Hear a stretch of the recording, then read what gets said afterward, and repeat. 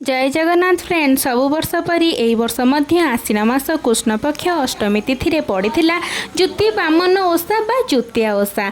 आम पूर्वपुरुष आमको जेपरी भाव में विधि विधान सहित पूजापत्री करने को कही जाइछन्ति। आमे जेते आधुनिक हेले मध्य से विधि अनुसार आज पर्यंत पूजा बार व्रत कर आसुचे।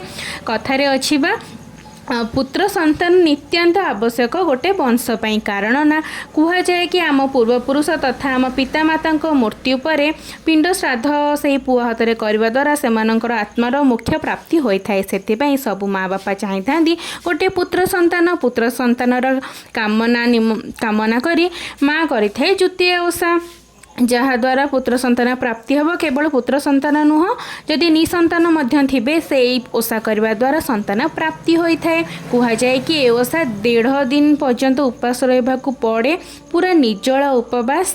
से उपवास पनीपरिया विभिन्न प्रकार पनीपरिया रहीकि पूजा होता है। से पनीपरिया ता परदिन जुतिया घांट तरकारी होता है। और घांट तरकारी घरे एवं बाहर पूजा लगी सारा पर कहुए कि पूर्वपुरुष ये घांट तरकारी खाई मुख्य प्राप्ति करि।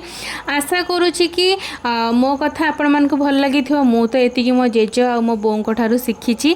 जदि बा कौन किसी भूल जाइए तले निश्चिंत कमेंट करदे। और जदि मो कथा आपण मन को भल लगी लाइक करेंगे, शेयर करेंगे, कमेंट करने जमा बोलबानी। नमस्कार, जय जगन्नाथ।